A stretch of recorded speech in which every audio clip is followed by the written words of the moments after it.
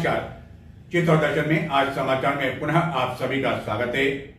आज का दिन यानी कि सोमवार का दिन चित्तौड़गढ़ जिला मुख्यालय की यदि समाचारों की दृष्टि से बात करें, घटना की दृष्टि से बात करें तो प्रदर्शन के नाम पर आज का दिन रहा। कांग्रेस द्वारा भी प्रदर्शन किया गया, वहीं भाजपा द्वारा ही अपनी ही सरकार को लेकर नाराजगी जाहिर की गई। स्वदेशी मेले को लेकर भी शुरुआत हो रही है, लेकिन इसको लेकर पूर्व राज्य मंत्री द्वारा भी सवालिया निशान लगाया गया। मनरेगा जो योजना गत कई वर्षों से चलाई जा रही है, उसका केंद्र सरकार ने नाम बदल दिया, जिसको लेकर कांग्रेस में काफी अधिक आक्रोश है। संसद में भी यह मामला गत दिनों जोर शोर से उठाया गया। इसको लेकर चित्तौड़गढ़ जिला मुख्यालय पर जिला कांग्रेस कमेटी की ओर से सोमवार को धरना दिया गया, लेकिन यह धरना केवल 1 घंटे में ही सिमट कर रह गया। वहीं इस धरने से कांग्रेस के कई पूर्व विधायकों, कई पदाधिकारियों ने दूरियां बनाए रखी। जिला स्तरीय धरना होने के बावजूद कार्यकर्ताओं की जितनी उम्मीद थी वह नहीं आ पाई एवं कुछ कुर्सियां तो खाली पड़ी रही। एवं इस धरने के पश्चात राष्ट्रपति के नाम कांग्रेस जनों द्वारा ज्ञापन दिया गया।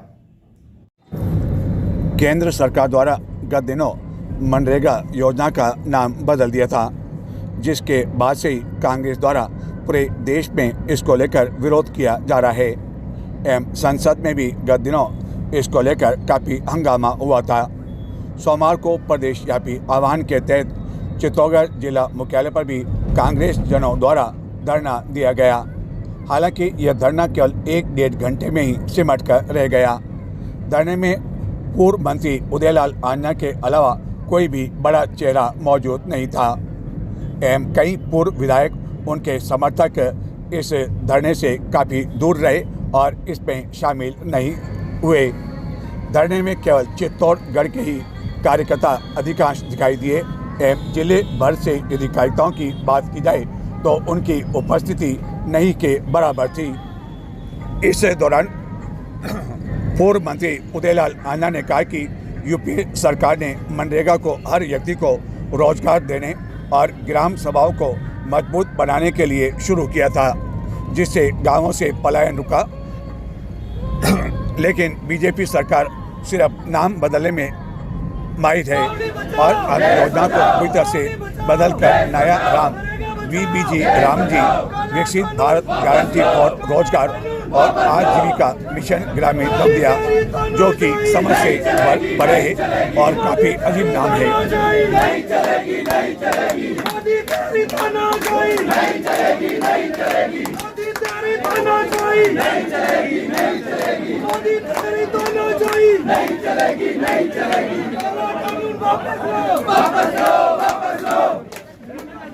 एक बार पुलिस प्रशासन हाय हाय हाय हाय हाय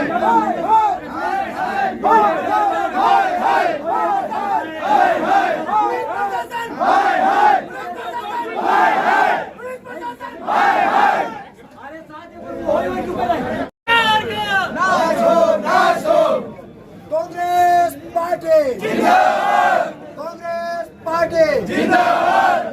अरावली बचाओ देश बचाओ, अरावली बचाओ देश बचाओ, अरावली बचाओ देश बचाओ। उच्चतम न्यायालय द्वारा गत दिनों अरावली को लेकर जो निर्णय दिया गया उसको लेकर पूरे देश में गुस्सा है। खासकर राजस्थान में इसको लेकर अब आंदोलन धीरे धीरे जोर पकड़ता जा रहा है, क्योंकि अधिकांश का मानना है कि जो सीमा तय की गई है, यदि वह सीमा लागू कर दी गई तो कई पहाड़ियां कट जाएगी, जिसके कारण आने वाले दिनों में कई तरह की समस्याएं खड़ी हो जाएगी। चित्तौड़गढ़ में भी इसको लेकर विभिन्न संगठनों समितियों की ओर से प्रदर्शन किया जाने लगा है, जिसके तहत सोमवार को अरावली बचाओ संघर्ष समिति द्वारा चित्तौड़गढ़ में जोरदार प्रदर्शन किया गया। मानव श्रृंखला बनाकर नारेबाजी की गई और बाद में इस सब में राष्ट्रपति के नाम अधिकारियों को ज्ञापन दिया गया। अगर अरावली ना हो तो राजस्थान में क्या होगा मैं बताऊं? रेगिस्तान फैल जाएगा, रेत और आंधियां बढ़ेंगी, बारिश घटेगी, भूजल का रिचार्ज रुकेगा, कुएं सूखेंगे, जल का संकट बढ़ेगा, खेती नष्ट होगी, किसान पलायन करेंगे, पशुपालन घटेगा, जंगल खत्म होंगे, वन्य जीव लुप्त होंगे, जैव विविधता घटेगी, तापमान बढ़ेगा, लू और भी घातक बनेगी, जीवन असुरक्षित होगा।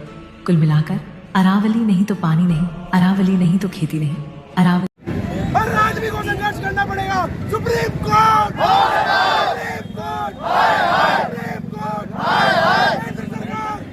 कोर्ट केंद्र सरकार सुप्रीम कोर्ट पैसा वापस दो पैसा वापस दो सुप्रीम कोर्ट अरावली बचाओ राजस्थान बचाओ अरावली बचाओ राजस्थान बचाओ अरावली बचाओ राजस्थान बचाओ अरावली बचाओ जिंदाबाद इंकलाब जिंदाबाद इंकलाब जिंदाबाद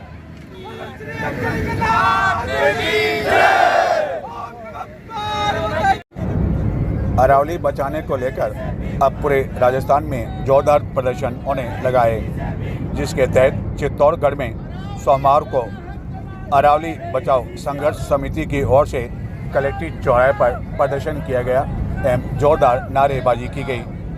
इस दौरान कई युवतियां भी शामिल थी। काफ़ी देर तक संघर्ष समिति के बैनर तले आए कई युवाओं ने कलेक्ट्रेट चौराहे पर धरना दिया और सरकार के खिलाफ नारेबाजी की।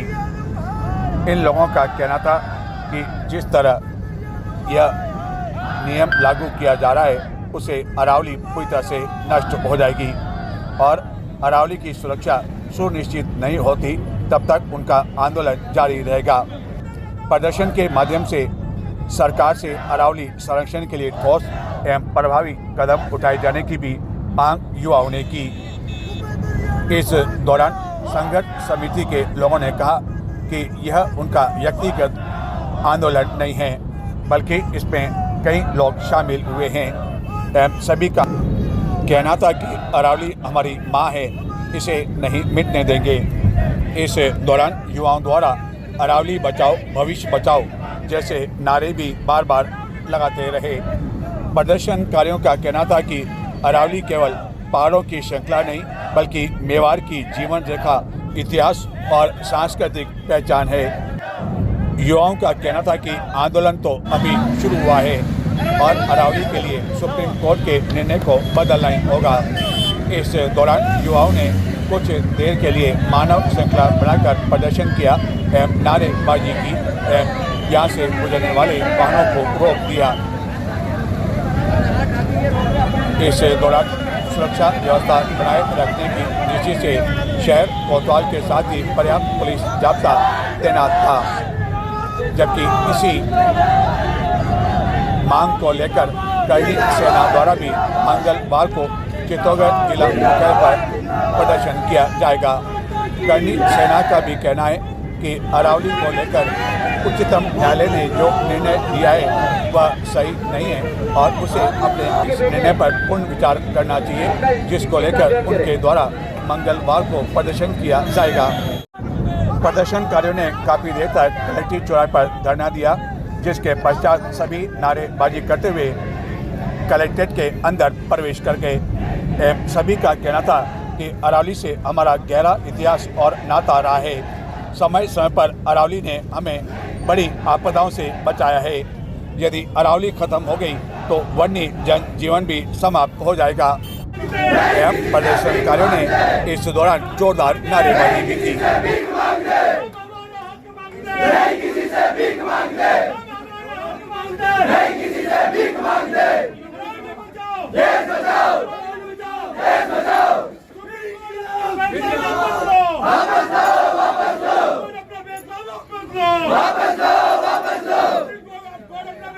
अधिकतर प्रतिशत राजस्थान की अरावली है, उनको हम हटने नहीं देंगे, देश मिटने नहीं देंगे। आगामी पीढ़ी हमें सवाल पूछेगी कि आप तो उस वक्त समय पे आप थे, आपने अरावली क्यों हटने दी?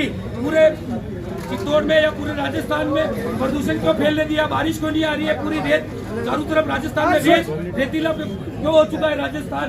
तो इसलिए मैं निवेदन है कि आपसे तो बढ़िया वो अनपढ़ जाहिल, अपना जाहिल तो नहीं कह सकते, लेकिन अनपढ़ आदिवासी लोग हैं जो जल जंगल जमीन के लिए सड़कों पर आए हुए। और मेवाड़ की इस धरती से मैं अब मीडिया के माध्यम से सभी साथियों के माध्यम से आह्वान करना चाहता हूँ कि अगर ये सुप्रीम कोर्ट अपना फैसला वापस नहीं लेती है, केंद्र सरकार अपना फैसला वापस नहीं लेती है, तो मुग्र आंदोलन करेंगे और इस सरकार की ईंट से ईंट मिला देंगे और पूरी मजबूती से मेवाड़ लड़ाई लड़ने के लिए तैयार है।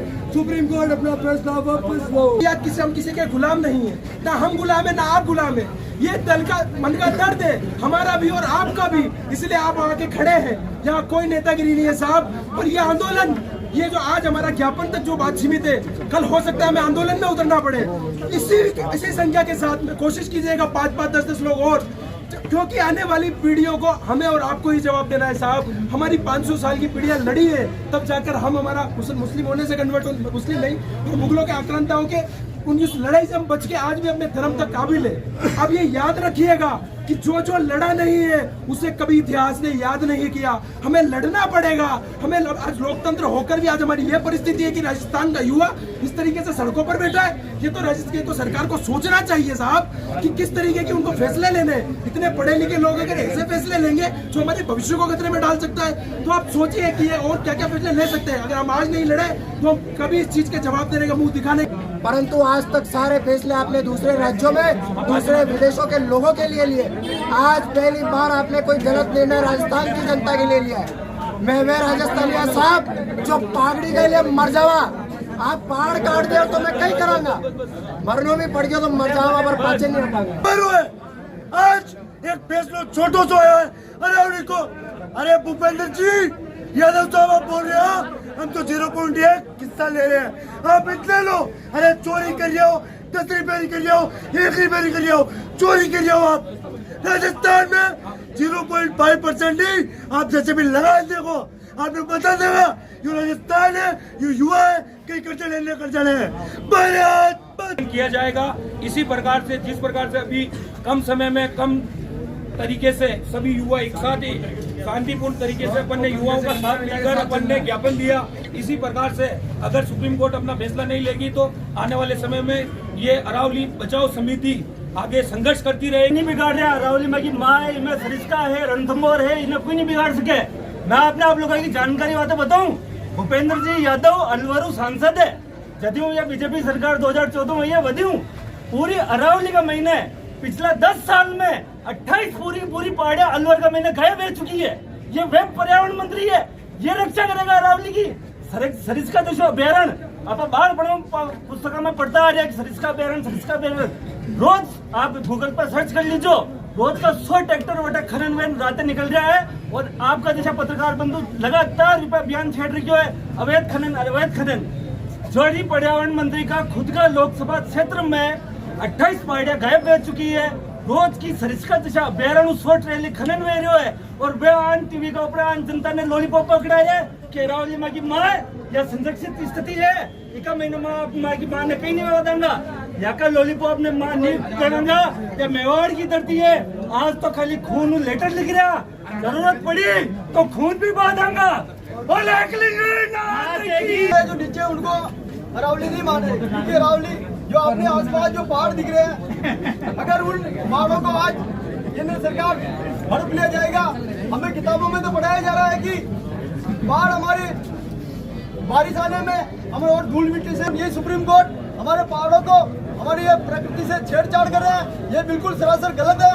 ये मेवाड़ है, महाराणा प्रताप का मेवाड़ है, कभी झुकेगा नहीं, ना झुका न झुकेगा, क्योंकि पूरे विश्व में इतिहास उठा के देख लो, मेवाड़ कभी गुलाम नहीं था। महाराणा प्रताप ने घास की रोटियां खाई, लेकिन अपने मेवाड़ की आन बान शान बन के रहे। ये वही युवा है जो केवल अरावली के कारण से पूरे राजस्थान को जाना जाता है। अरावली खत्म है, इसका मतलब पूरे भारत में राजस्थान खत्म है। राजस्थान का नाम केवल अरावली के कारण से ही जाना जाता है। अरावली खत्म, राजस्थान खत्म। कांग्रेस शासन काल में चित्तौड़गढ़ के समीप स्थित बस्सी में नए चिकित्सालय निर्माण की स्वीकृति दी गई थी, लेकिन चिकित्सालय के लिए जो स्थान चिन्हित किया गया उसको लेकर बस्सी की जनता में आक्रोश व्याप्त है, जिसके कारण अब तक चिकित्सालय का निर्माण नहीं हो पाया। लोगों का कहना है कि यह बस्सी के लोगों से पहुंच से दूर है एवं आवागमन की दृष्टि से भी उपयुक्त स्थान नहीं है, जिसको लेकर बस्सी से बड़ी संख्या में कई लोग सोमवार को चित्तौड़गढ़ जिला मुख्यालय पहुंचे एवं सांसद के समक्ष नाराजगी जाहिर की।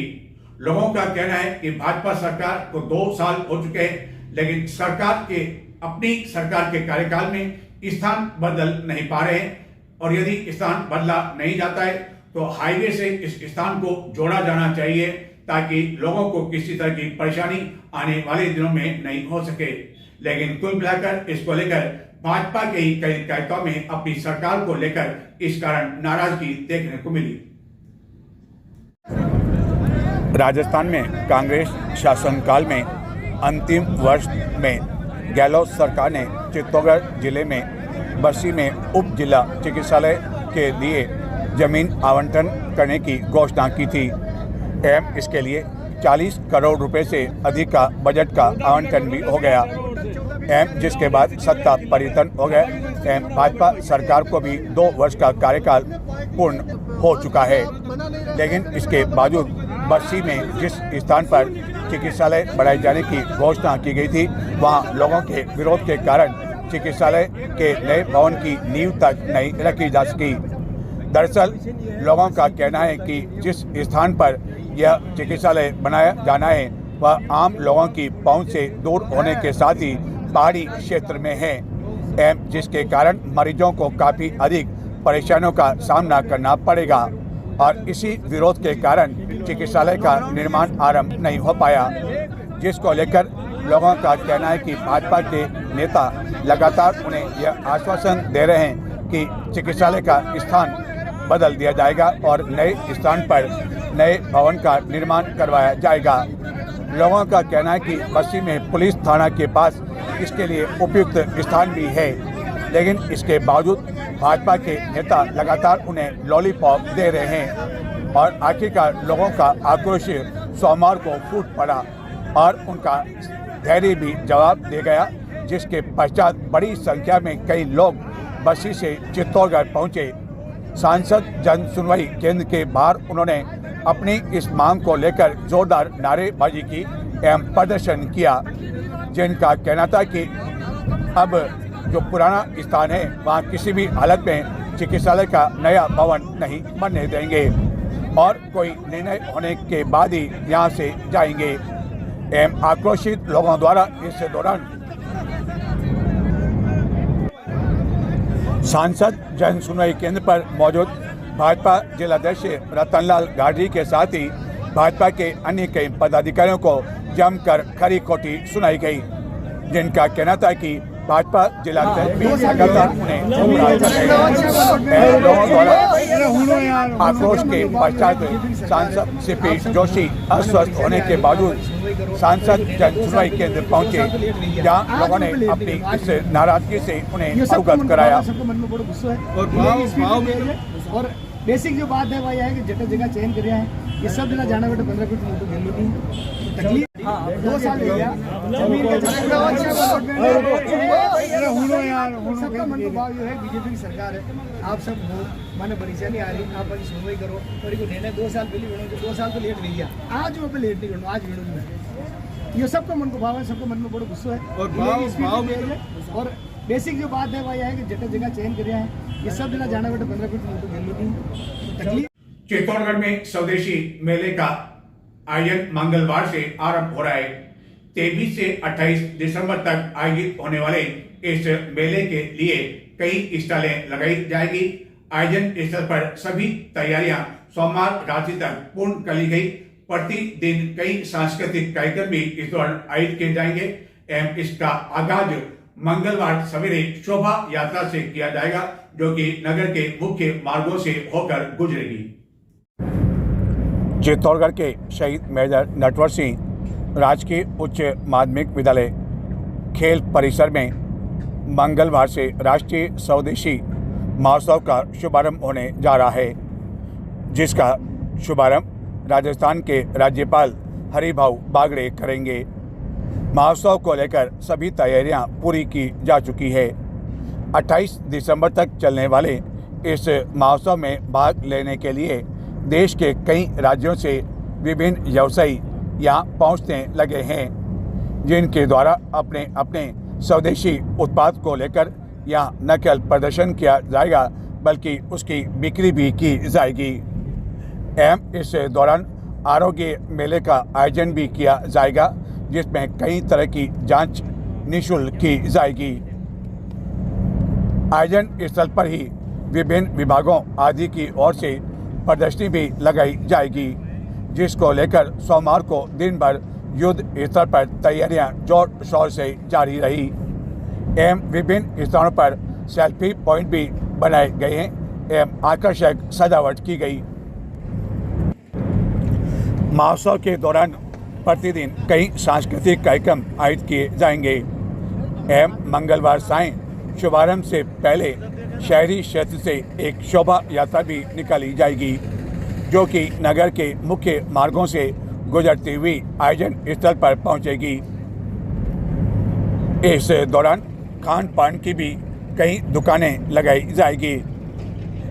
माना जा रहा है कि लोगों को यहाँ देश के विभिन्न राज्यों की कई तरह की स्वदेशी उत्पाद की खरीदारी का अवसर मिल सकेगा। चित्तौड़गढ़ जिले के मंडप्या में स्थित है प्रसिद्ध सांवलिया सेठ का मंदिर, जहां प्रतिदिन दूर दराज क्षेत्रों से कई भक्तजन दर्शन करने के लिए आते हैं। कहने को तो यहाँ पर सांवलिया सेठ के जो मंदिर है उसके अंदर फोटोग्राफी वर्जित है, जिसको लेकर जगह जगह सूचना लगाई हुई है, लेकिन प्रतिदिन सोशल मीडिया पर सांवलिया जी मंदिर के जो फोटो हैं वह प्रतिदिन वायरल किए जाते हैं। सांवलिया जी के लोगों की ओर से एंड कई वीडियो भी वायरल किए जाते हैं। सवेरे सवेरे सांवलिया सेठ के दर्शन करने के नाम पर वायरल किए जाते हैं, लेकिन वहीं दूसरी ओर यदि बाहर से आने वाले भक्त यदि कोई फोटो खींचते हैं तो उन्हें न केवल इंकार किया जाता है, बल्कि उनके साथ इतनी अधिक मारपीट की जाती है कि वह घायल हो जाते हैं। ऐसा ही मामला सांवलिया जी मंदिर में एक भक्त के साथ हुआ, जिसके कारण अन्य श्रद्धालुओं ने काफी अधिक आक्रोश व्यक्त किया एवं जो निजी सुरक्षा कर्मी है उनके द्वारा भक्त के साथ मारपीट की गई, जिसके कारण वह घायल हो गया। सवाल यह उठता है कि जब कई लोग इस तरह फोटो खींचते तो उनको इंकार नहीं किया जाता है, तो आखिर भक्तों के साथ इस तरह की मारपीट क्यों की जाती है। चित्तौड़गढ़ जिले के मंडप्या में स्थित प्रसिद्ध सांवलिया सेठ मंदिर में दर्शन करने के लिए आने वाले भक्तों के साथ आखिरकार गत कुछ दिनों से क्या हो रहा है।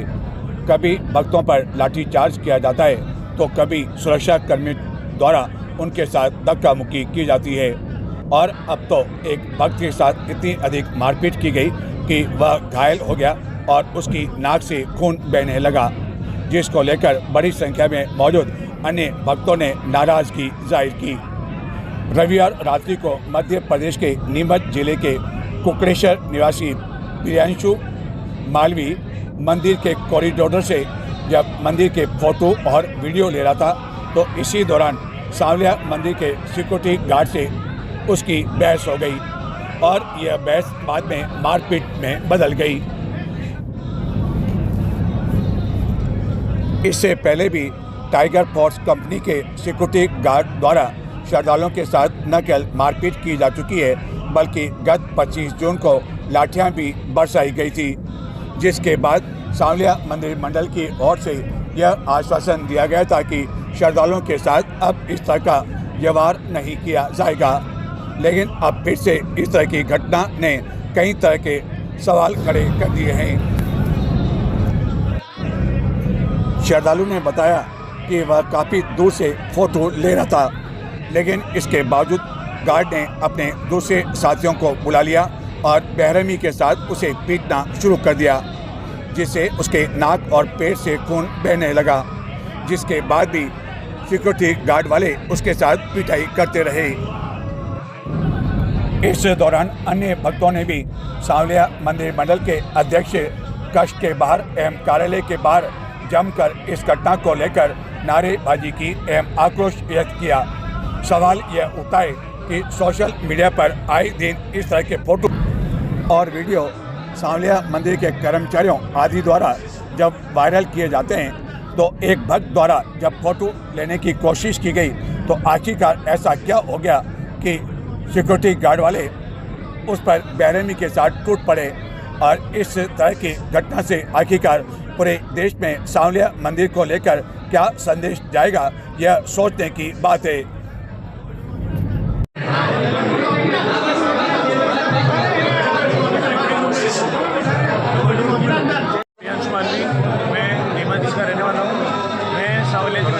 करने आया था, तो मैंने यहाँ से आते हुए एक फ़ोटो खींचने करी, तो जहाँ का तो गार्ड है उसने बोला भैया फ़ोटो मत लो। मेरा हाथ अंदर था, मैं बाहर निकालने लगा, तो मैंने बोला कि ठीक है मैं निकाल रहा हूँ, तो मेरे को गाली देने लगा। मैं बोले भैया मंदिर है, गाली मत दो। तो वो बोल रहे तू मेरे को सिखाएगा। फिर मैं उसका वीडियो बनाने लगा कि भैया गाली दे रहा हूँ मंदिर में। तो फिर उसने साथ वाला एक और को बुलाया, मुझे पकड़ के पहले मेरे को घसीटा यहाँ पे बकायदा। उसके बाद मुझे एक साइड में ले गए जहाँ कैमरे नहीं है, और वहाँ ले जाके 4-5 लोगों ने मुझे इतना मारा, मेरे नाक से इतना खून आ रहा। मैं बोल रहा भैया मेरे नाक से खून निकल रहा है, मेरे नाक में इतना खून निकल रहा है, भैया मारो मत। वो लोग नहीं रुक रहे, और उन लोगों ने इतना ज़्यादा मारा मुझे। उसके बाद में मुझे अंदर बिठाया, उन्होंने वहाँ की सफाई करी पहले। वो बोले पहले यहाँ सब सफाई करो, फिर इसका इलाज कराना। ये मेरा रुमाल है जो कि पूरा खून में हो चुका है, इतना खून है। कहाँ से हो आप? मैं नीमच, मतलब प्रॉपर रहने वाला कुकड़ेश्वर गाँव, एमपी। मैं बोल रहा हूँ भैया रुक जाओ, मैं वीडियो डिलीट, मेरे से वीडियो डिलीट करा। इन लोगों ने इतना मारा मुझे। उसके बाद में एम्बुलेंस बुलाई, तो इन लोगों ने पहले वहाँ सफाई कराई। उसके बाद में इन लोगों ने मेरा इलाज चालू कराया, मैं वहाँ भेजा। पुलिस मेरी बात नहीं सुन रही है। मैंने थाने में 3-4 फ़ोन लगा दिए, पुलिस वाले कोई सुनने को तैयार नहीं है इस चीज़ को। मैं यहाँ आया हूँ तो यहाँ उस गार्ड को इन लोगों ने अंदर छुपा दिया है, उस गार्ड को बाहर नहीं आने दे रहे हैं। ये बोल रहे हैं कि अंदर कार्यालय में जरूर अपन बैठ के बात करेंगे। ये लोग क्या सिखाना चाहते हैं यहाँ पे? इन लोगों ने ऐसा तो प्रशासन रख रखा है, यहाँ कैसे काम चलेगा? लोग श्रद्धालु यहाँ श्रद्धा से आते हैं और ये लोग मार्केट कर रहे हैं। तो ये थे आज के समाचार। नमस्कार।